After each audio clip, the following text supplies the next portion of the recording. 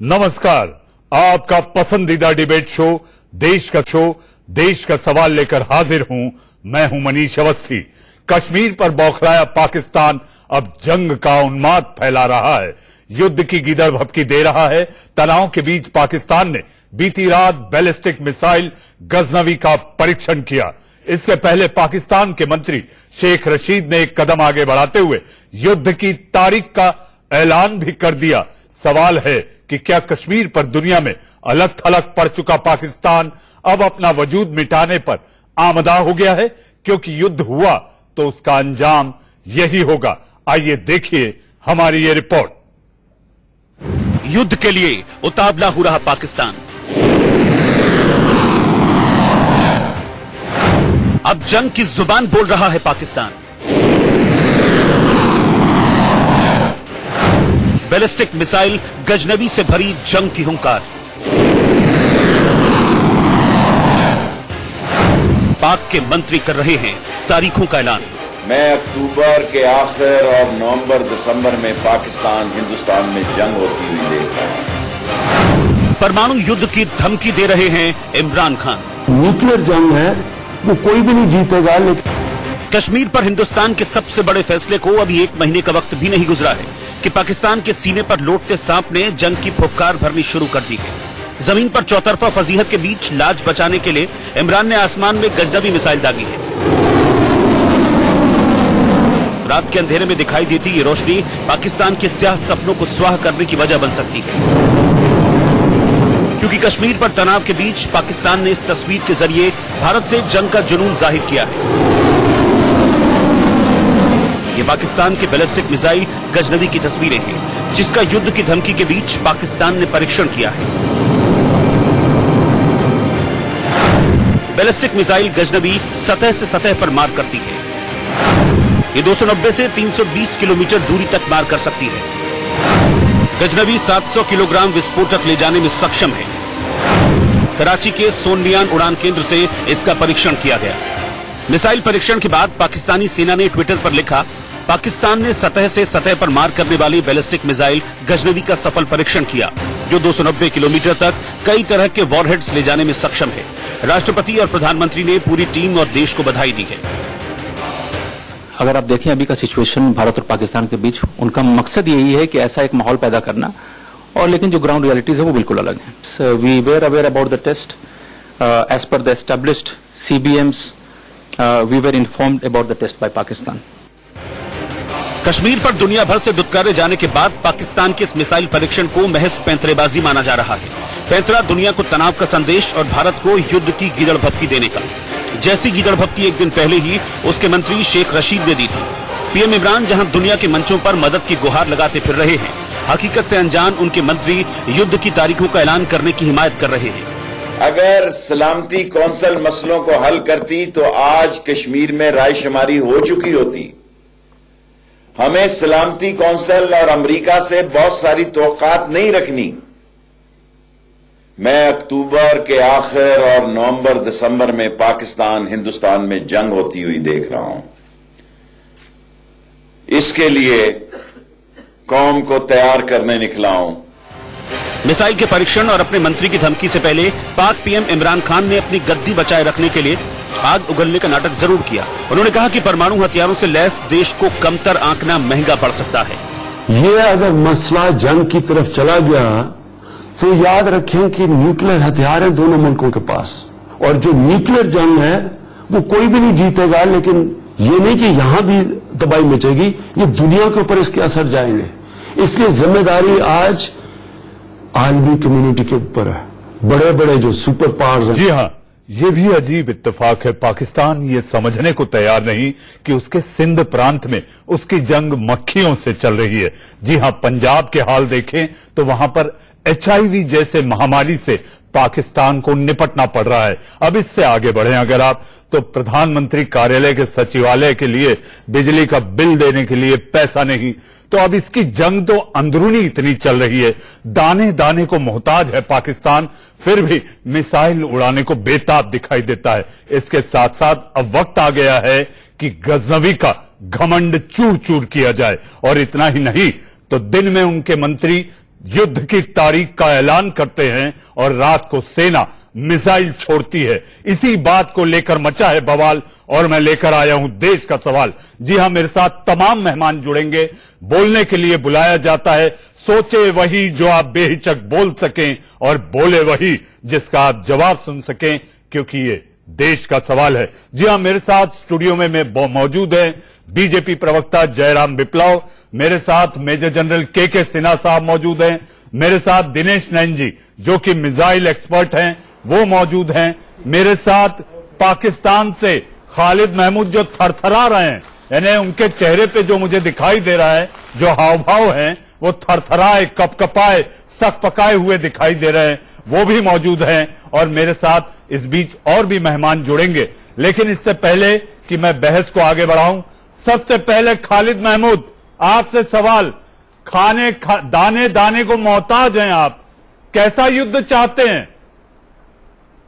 भाई अल्लाह के नाम पे हमें कुछ दे दो, हम तो यही, इसका मतलब आप चाहते हैं कि हम आपसे भीख मांगें और हराम की कमाई खाएं जो आप भारत की खाता है, कि उसको यही नहीं पता कि हलाल क्या है और हराम क्या है, तो आप समझते हैं कि हम आपसे। अरे जरा ये सोच लीजिए, मक्खी खटमल से तो निपटिए।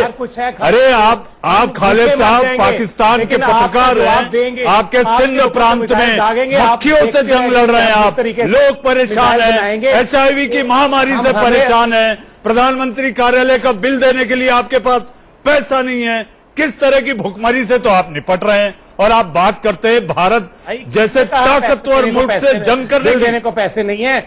हमारा 41 लाख रुपए का बिल है प्राइम मिनिस्टर ऑफिस का, जो रूटीन की बात है। 41 लाख रुपया 3 महीने का बिल, कुछ ज्यादा नहीं है। अरे भाई हम तो कहां से चुकाओगे?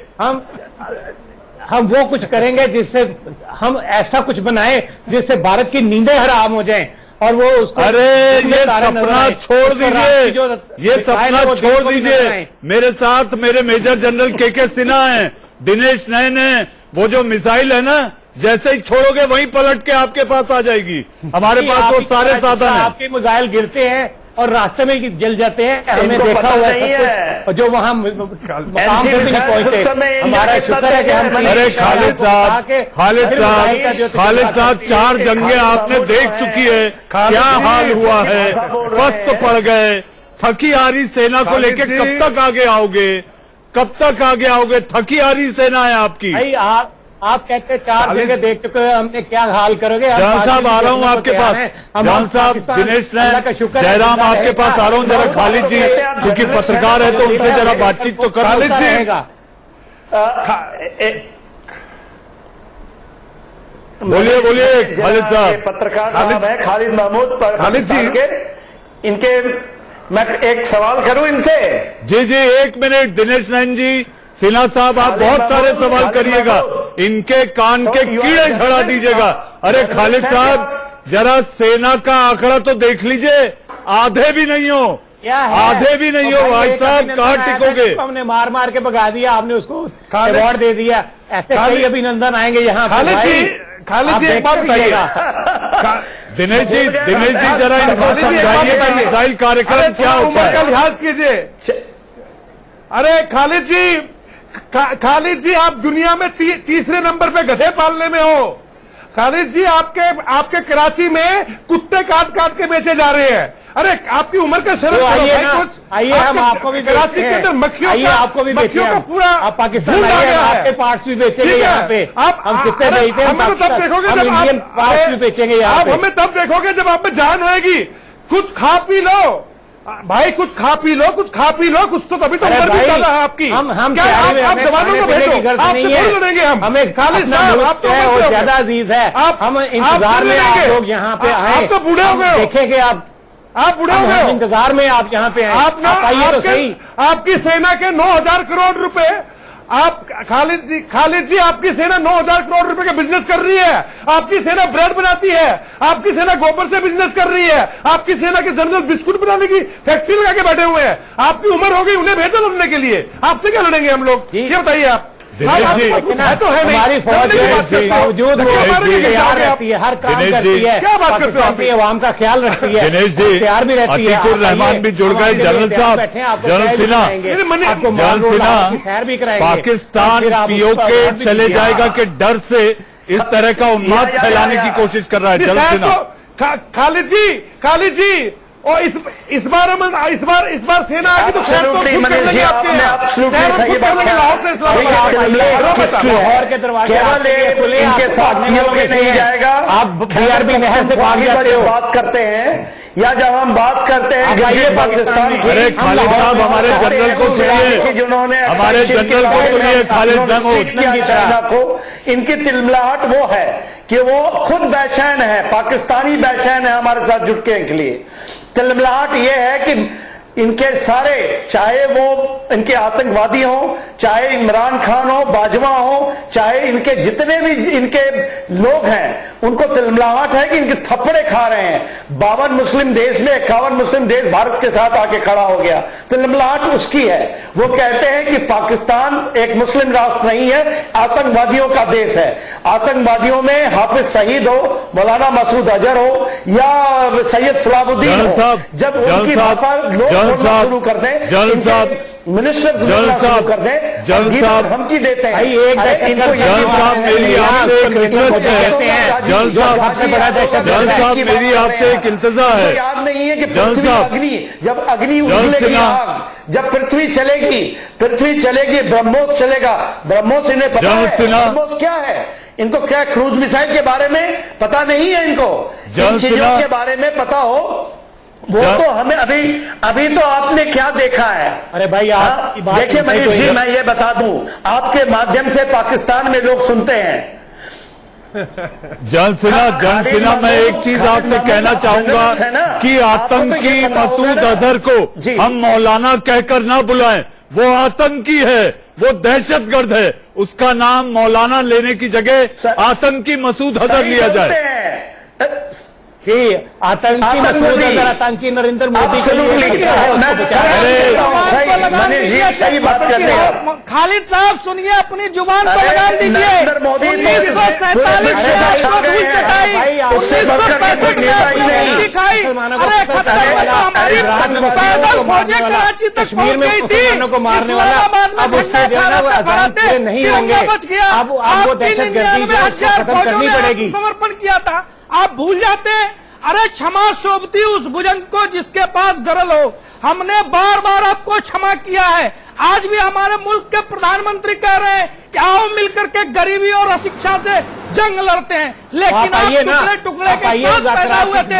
भारत के 2 टुकड़े करने के साथ पाकिस्तान पैदा हुआ था। आप कश्मीर के लोगों को दिखाइए, लोगों को क्या कर रहे हैं वहां पे, कितना जुल्म कर रहे हैं, सड़कें भरी पड़ी है खून से।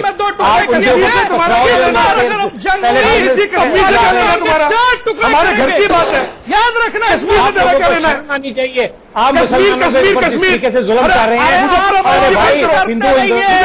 पूरे मामले को बनाने की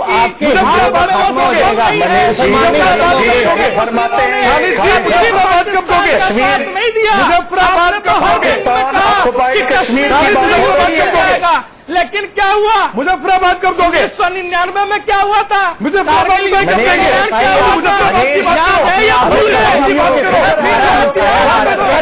इस बार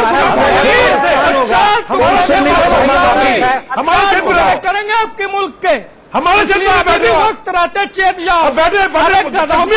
आपकी इकोनॉमी चल रही है और आप भारत के साथ युद्ध की बात कर रहे हैं। भागो, अरे आप मुजफ्फराबाद से तो चीन ने भी जयराम, इनके हाल तो ये है, जब इनके देश में परमाणु परीक्षण होता है तो इनका मंत्री छोड़ के लंदन भागता है, लंदन जाता है तो वहाँ लड़ते घूसे खाता है। अरे खालिद महमूद, जरा अपने मंत्रियों के हाल को देख लो, लंदन में घूसे खाते हैं। कहाँ हो आप? आपको पता नहीं। अतीकुर रहमान पाकिस्तान इस तरह की बात कर आपको नहीं लगता अपने पांव पर कुल्हाड़ी मार रहा है अतीकुर रहमान?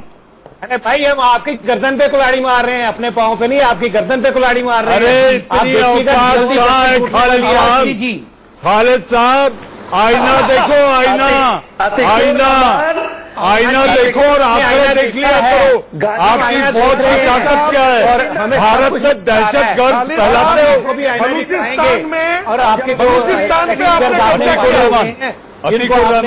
आपने कब्जा किया, उनको वापस जाना पड़ेगा। नाम सुना है आपने? जी अवस्थी जी प्लीज। जी आप अपना जवाब दें। भाई साहब मैं देखिए मैंने लेट ज्वाइन किया है, मुझे आने दीजिए। जी आप आइए। अतीक रहमान, अतीकुर रहमान, पीओके पे आपने कब्जा किया। उनको वापस अतीकुर जाना रहमान, पड़ेगा। नाम सुना है आपने? जी अवस्थी जी प्लीज। जी आप अपना जवाब दें। भाई साहब मैं देखिए मैंने लेट ज्वाइन किया है, मुझे आने दीजिए। जी आप आइए। अतीक जी आइए। अवस्थी जी नहीं है तो देंगे क्या? जी देखिए आप आइए। प्लीज देखिए मैं लेट ज्वाइन किया, मैं नहीं जानता हूँ पाकिस्तान की साइड से कौन, मैं अंदाजा लगा रहा हूँ खालिद महमूद साहब हैं शायद। खालिद भाई मेरी एक बात बताइए आप। जी बताइए। खालिद साहब आप मुझे बात बताइए, किस मुद्दे पर आप कश्मीर में दखल देना चाहते हैं? आप कहते हैं कि कश्मीर मुसलमान है, आप मुस्लिम रियासत है, तो मुझे एक बात बताइए, जब आप इतना सीरियस है इस्लाम और मुसलमानों को लेकर, सुनिए एक सेकंड लगा दी है। अरे एक सेकंड, हमारे जो भाई हैं उसको छोड़िए, खालिद साहब बाहर निकालिए। वो सच्चाई है। अरे वो पाकिस्तान जब पैदा भी नहीं हुआ तब से कश्मीर है, ये मुसलमान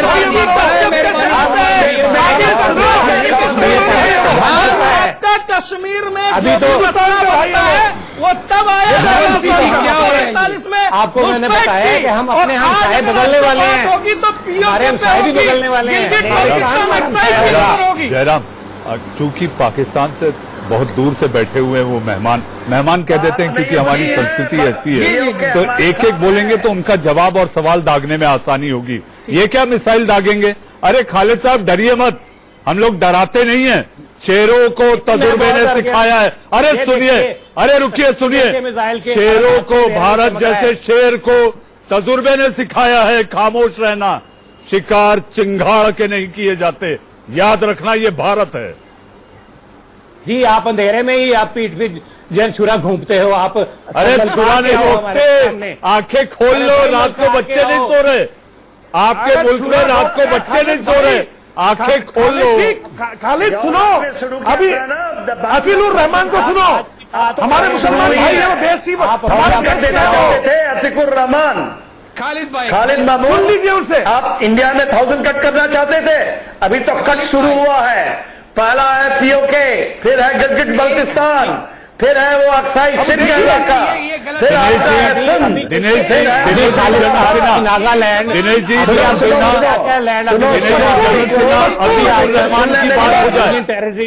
दिनेश जी, सिन्हा साहब, दिनेश जी, अतीकुर रहमान उनसे बात कर लें, अतीकुर रहमान बात कर लें। अतीक जी आप बात करें खालिद से।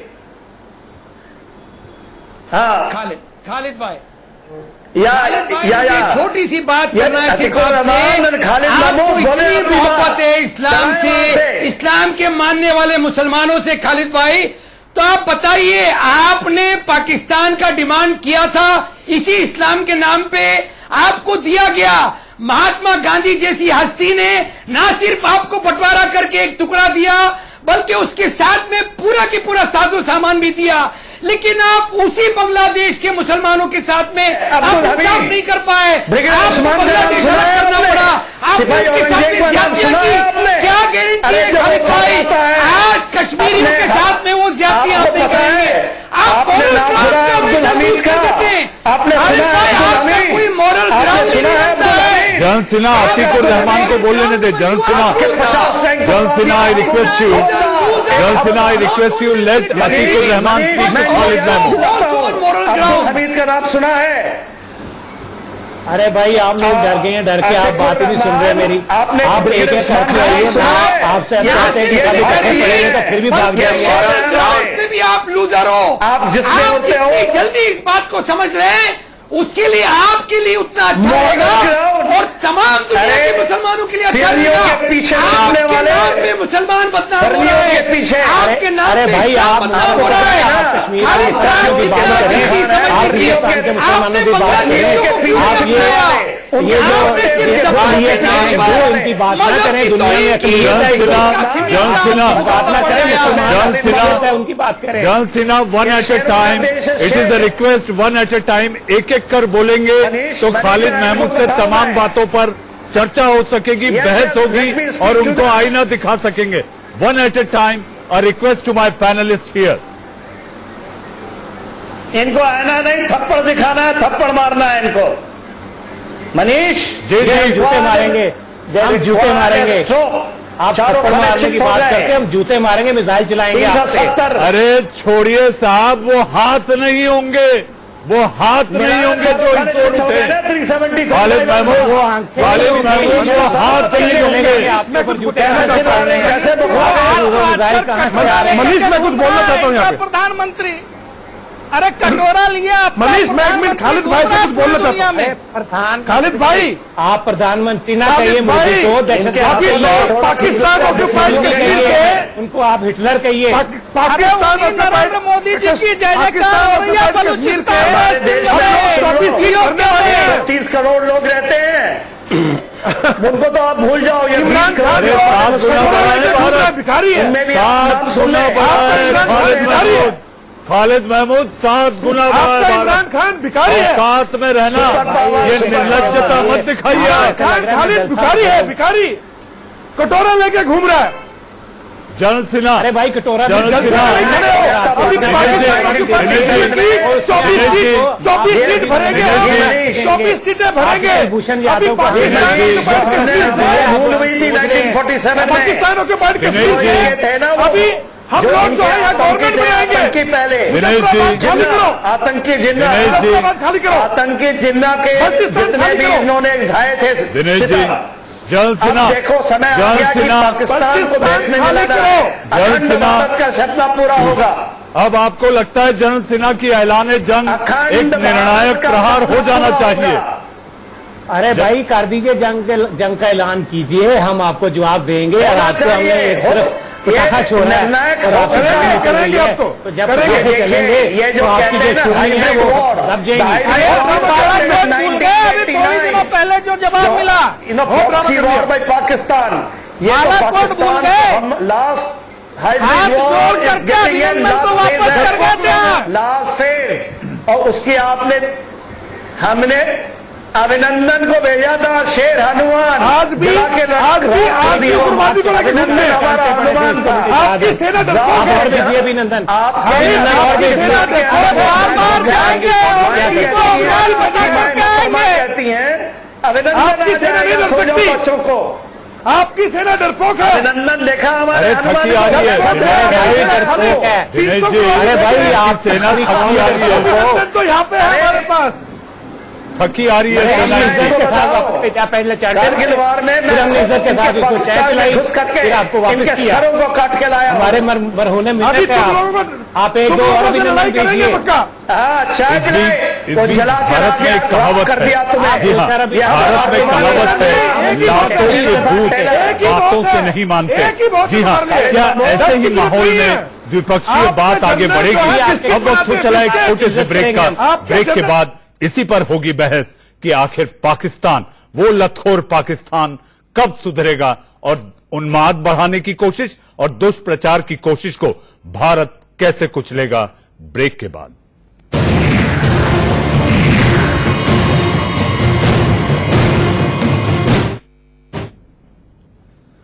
देश का सवाल में आपका एक बार फिर से स्वागत है। पाकिस्तान ये बखूबी जानता है कि भारत से आमने सामने की जंग में उसके पर खच्चे उड़ जाएंगे, इसलिए वो एक तरफ तो युद्ध की गिदड़ भमकी दे रहा है, मगर दूसरी तरफ आतंकियों के सहारे कश्मीर की जंग को जिंदा रखने की कोशिश में भी जुटा है। खबर है कि समुद्र के रास्ते पाकिस्तानी आतंकी गुजरात के कच्छ में घुसपैठ भी कर चुके हैं। उधर कश्मीर में एलओसी पर पाकिस्तान की ओर से लगातार सीज फायरिंग का उल्लंघन भी जारी है। बहस को आगे बढ़ाने से पहले आइए देखते हैं हमारी ये रिपोर्ट। घुसपैठ भी कर चुके हैं। उधर कश्मीर में एलओसी पर पाकिस्तान की ओर से लगातार सीज फायरिंग का उल्लंघन भी जारी है। बहस को आगे बढ़ाने से पहले आइए देखते हैं हमारी ये रिपोर्ट।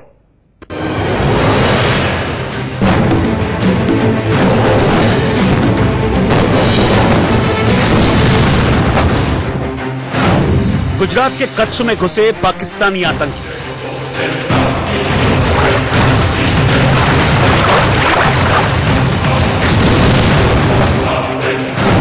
पानी के अंदर हमला करने में ट्रेंड है आतंकी।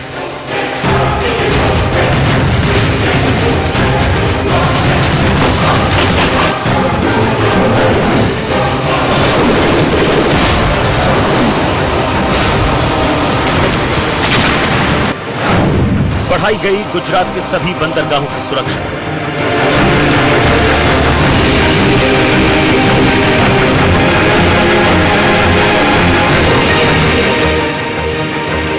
कश्मीर पर जंग चलता रहा पाकिस्तान लगातार भारत में आतंकी हमलों की साजिश में जुटा है। खबर है कि पाक आतंकियों का एक ग्रुप कच्छ की खाड़ी में दाखिल हो चुका है। आतंकियों को पानी के अंदर हमले की स्पेशल ट्रेनिंग दी गई है, जो कंडला समेत दूसरे बंदरगाहों को भी निशाना बना सकते हैं। खुफिया विभाग की तरफ से जारी अलर्ट के बाद सभी बंदरगाहों की सुरक्षा बढ़ा दी गई है। आतंकवादियों की घुसपैठ के बारे में हम लोग काफी टाइम से अलर्ट है और हमारी सारी सुरक्षा एजेंसियों के साथ संकलन की कार्रवाई चालू है। अभी 15 अगस्त से हमारी ज्वाइंट बोट पेट्रोलिंग भी दरियाई सीमा सुरक्षा में चालू हो गई है और हम कोस्ट गार्ड के साथ, सीआईएसएफ के साथ, कस्टम्स के साथ मिलकर के ज्वाइंट बोट पेट्रोलिंग करते हैं। हमारे मरीन कमांडो भी दरियाई सीमा सुरक्षा में तैनात हैं। हमारे मरीन पुलिस स्टेशन के सारे पर्सनल। जम्मू कश्मीर से धारा 370 हटाए जाने के बाद से ही पाकिस्तान लगातार आतंकियों की घुसपैठ की कोशिशों में जुटा है। 28 अगस्त को जम्मू कश्मीर के उरी के गुरेज में पाकिस्तान की बैट यानी बॉर्डर एक्शन टीम के जवानों ने भी घुसपैठ की कोशिश की थी। इस दौरान भारतीय जवानों की गोलीबारी में बैट के 2 जवान ढेर हो गए। कई बैट कमांडो को उल्टे पांव वापस लौटना पड़ा। पुंछ के मेंढर सेक्टर में भी घुसपैठ के इरादे से पाकिस्तान की ओर से सीज फायर का उल्लंघन किया गया।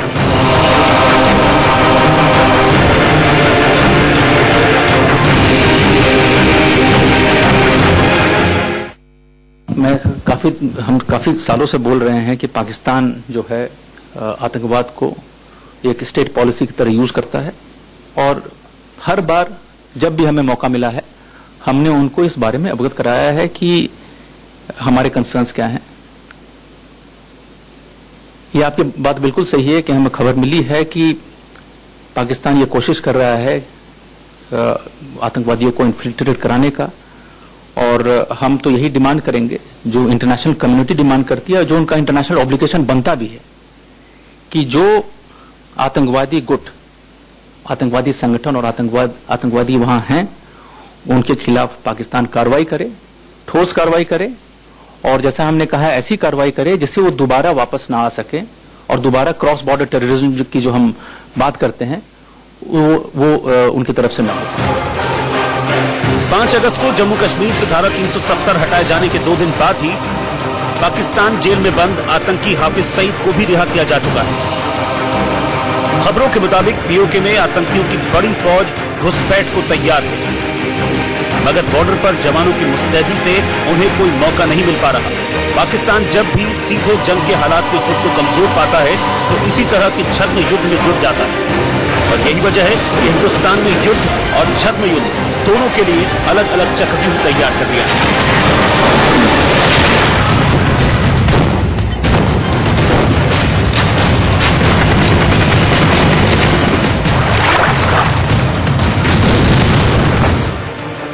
Bureau report, India news.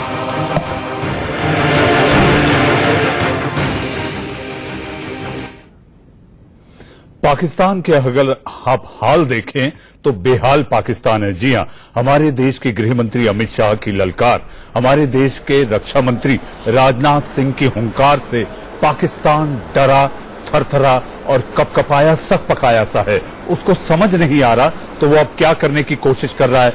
उसके अफगान और पश्तून के आतंकी लॉन्च पैड पर बैठे हैं भारत में घुसने के लिए। अगर हम आगे बात करें तो इंटेलिजेंस रिपोर्ट, इंटेल रिपोर्ट जिसे कहते हैं, श्रीलंका के रास्ते रामेश्वरम होते हुए दक्षिण में पहुंचने की बात है। अब अगर हम बात करें पश्चिम में, वो कांडला के आसपास भी हमारी जो समुद्री पट्टी है वो 7300 किलोमीटर की है, उसके रास्ते घुसने की कोशिश है।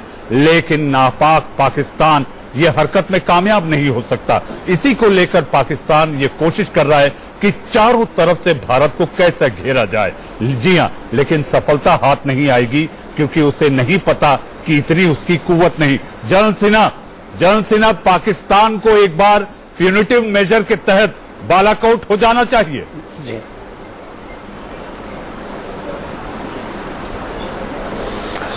मनीष, बालाकोट तो एक ही पहला था, 300 आतंकवादी मारे गए। आप ऐसे बालाकोट, नंबर ऑफ बालाकोट होंगे और हमें खुशी है जो 40,000 आतंकवादी जो इमरान खान कहते हैं कि खुल के आ जाएं, तो ये 40,000 की लाशें बिक जाएंगी। हाफिज सईद छुपा पड़ा है, मौलाना मसूद अजहर छुपा पड़ा है, सैयद सलाहुद्दीन। हम तो कहते हैं खुलकर आ जाओ और फिर देखो क्या होगा। बालाकोट तो एक था मुल्तान, भावलपुर, भावलनगर, जहां इनके अड्डे हैं, जहां पर डेरा इस्माइल खान, इन जगहों में मार होगी, कराची पे मार होगा। अब घर में घुस के मारेंगे। पीओके तो हमारा है, यानी गिलगिट बल्तिस्तान हम ये कहते हैं, हम तो उसको अपना मानते हैं। वहां के लोग खुद भारत के साथ जुड़ना चाहते हैं। तो ये पाकिस्तान, देखिए, जब पागल कुत्ते को काटता है, ये ईश्वर का दिया हुआ एक वरदान है का समय। हम तो ये कहते हैं खुलकर आओ। और देखिए, सब कहते, विश्व ये मानता है कि आतंकवाद का खात्मा भारत ही करेगा और ये खात्मा होगा हमारे हाथ। एक हमारे मोदी साहब ने एक काम किया, 370 और 35A, एक मिसाइल दागी और पाकिस्तान के ऊपर कैसी बौखलाहट। लोग कहते हैं अक्टूबर नवंबर, यदि इनको कुछ पता नहीं अक्टूबर नवंबर में क्या हालत होगी पाकिस्तान की, ये आने वाला समय में देखेंगे, ज्यादा दिन दूर नहीं, ये महीने 2 महीने की बात है। जनरल साहब, एक सुपर पावर इंडिया के, जी हाँ जनरल साहब, मैं आपके पास आऊंगा। अतीकुर रहमान ने ब्रेक के पहले भी अपनी बात पूरी तरह से नहीं रख पाए थे। अतीक साहब, आपको लगता है कि अब वक्त आ गया है कि इस लतखोर को उसकी जगह दिखा दी जाए?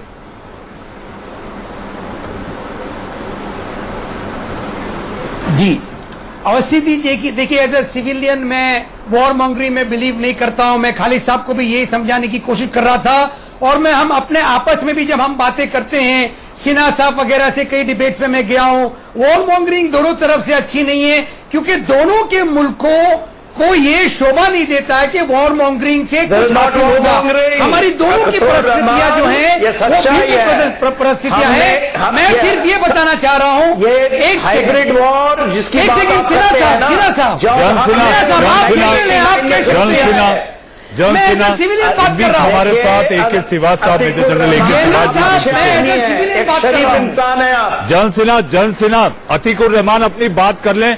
अतीक साहब, आपको ये मालूम होगा कि हमारे प्रधानमंत्री ने ही बातचीत की पेशकश की है। ये तो लतखोर पाकिस्तान है, निर्लज्ज पाकिस्तान है, जो इस तरह की गिदड़ भपकी दे रहा है। जी अवस्थी जी, जैसा मैंने पहले कहा, खालिद साहब, मॉरल ग्राउंड्स पे भी आप फेलियर हैं और मिलिटरीली भी आप फेलियर हैं। आप समझ लीजिए, आप बांग्लादेश को, बांग्लादेशियों को उनका राइट नहीं दे सके। 25 साल में जिस मजहब के बिना पे आपने पाकिस्तान का डिमांड किया था, आप उसको पुख्ता नहीं रख पाए। किस बिना पे आप कश्मीर पर दावा करते हैं, ये कम से कम हिंदुस्तान के मुसलमानों को समझ में नहीं आता है। खालिद साहब सुनिए, एक सेकेंड, खालिद साहब, अरे ये वॉर मॉन्गरिंग एक जर्नलिस्ट को भी शोभा नहीं देती है। खालिद साहब, मैं देख रहा हूं आप एक जर्नलिस्ट हैं, सुनिए मेरी बात। आप बल्कि आपकी जिम्मेदारी बनती है कि आप इस तरह के वहां पर कार्य करिए, इस तरह के लेख लिखिए कि वहां की जनता, मैं जानता हूं पाकिस्तान के कई लोग हैं जो कि बिल्कुल भी वॉर नहीं चाहते हैं। हम अपनी गवर्नमेंट से भी अपील करते हैं कि सिर्फ people to people relation, culture relation भी अगर एक्सचेंज हो जाए तो ये नफरतें खत्म हो सकती है। वॉर मॉन्गरिंग दोनों के लोगों के फेवर की बात नहीं है। अतीक साहब, खालिद महमूद, बातचीत से काम नहीं चलेगा। आप लोग भारत के सद्भाव की भाषा नहीं समझते।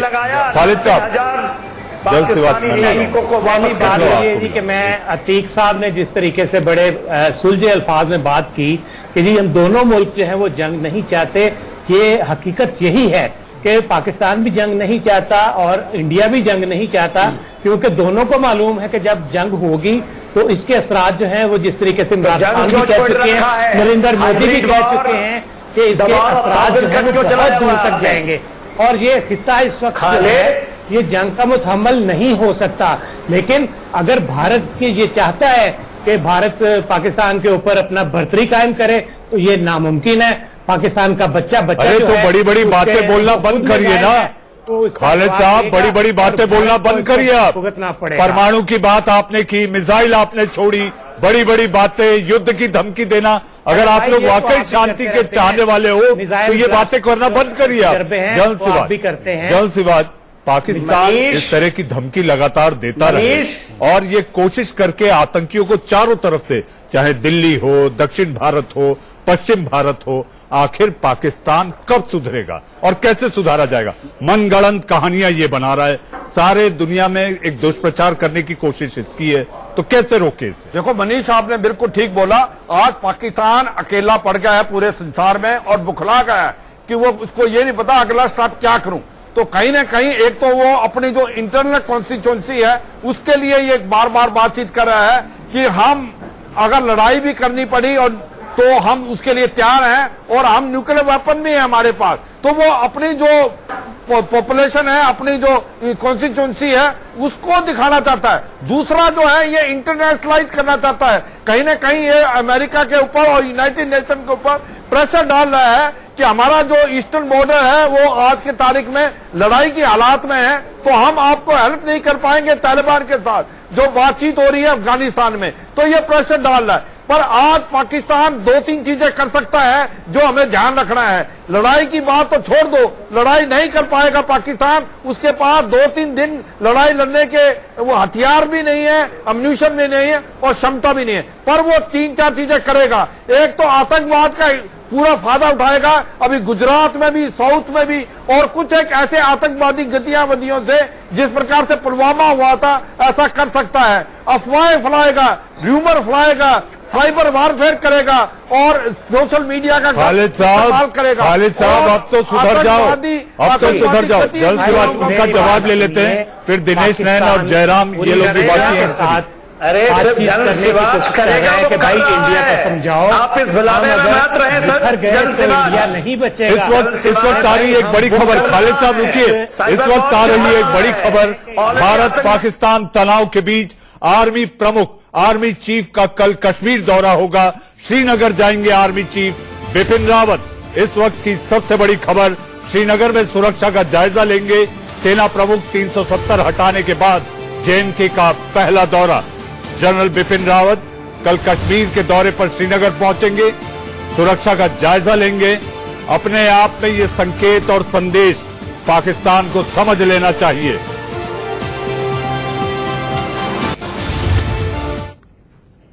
संकेत संदेश के जरिए बहुत ढेर सारी बातें। ब्रेक के बाद देश का सवाल जारी है।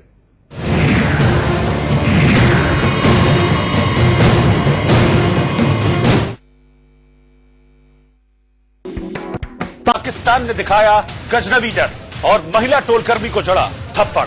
देखिए आंख कान खोल के इंडिया न्यूज पर रात 8 बजे।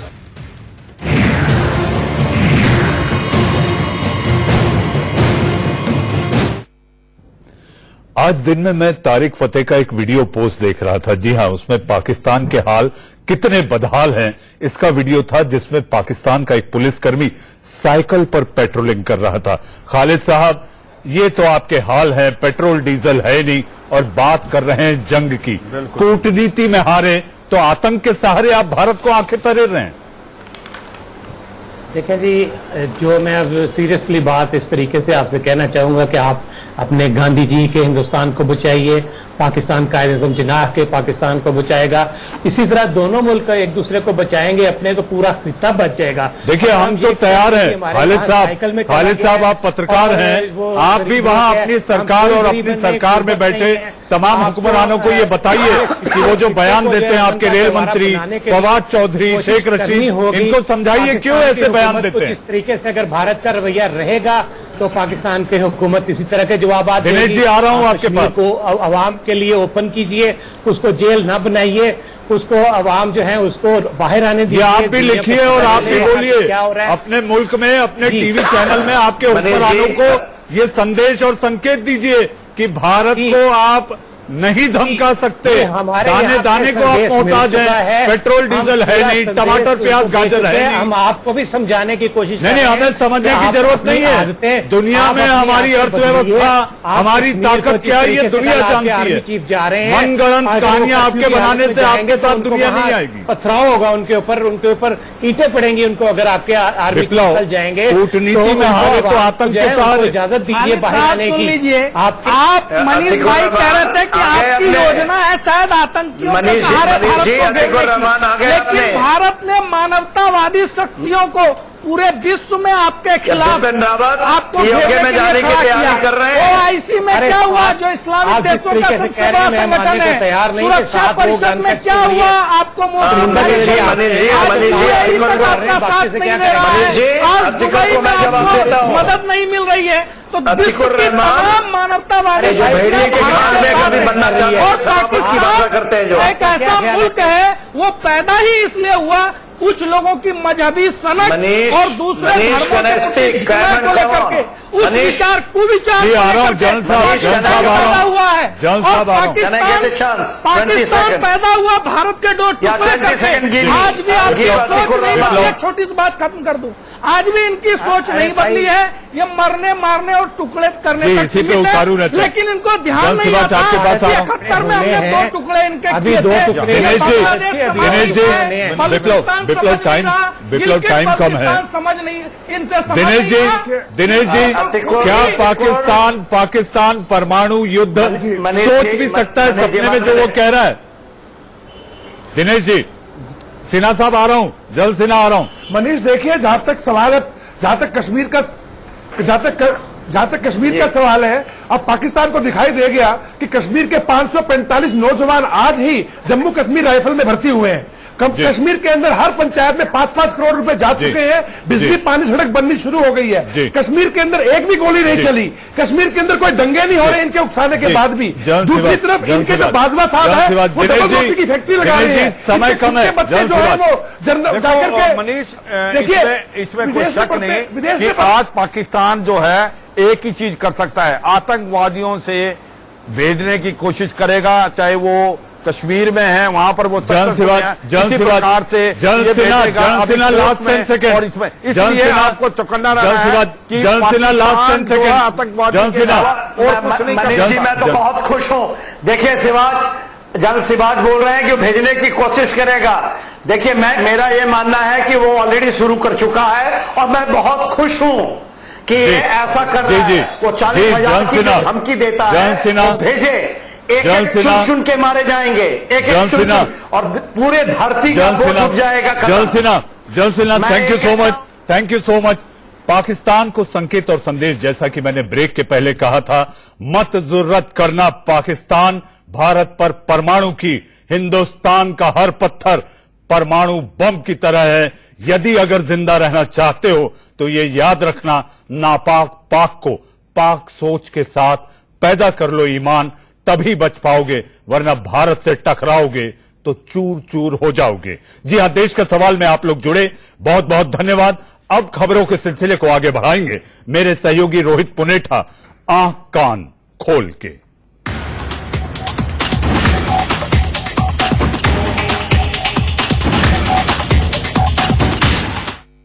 फिट इंडिया पर कांग्रेस का मोदी पर तंज, कमिश्नर के कमरे में इंजीनियर की पिटाई, आजम खान पर डकैती वाली आफत, कश्मीर पर पाकिस्तान ने दिखाया गजनवी डर और महिला टोलकर्मी को जड़ा थप्पड़। देखिए आंख कान खोल के, इंडिया न्यूज पर रात 8 बजे।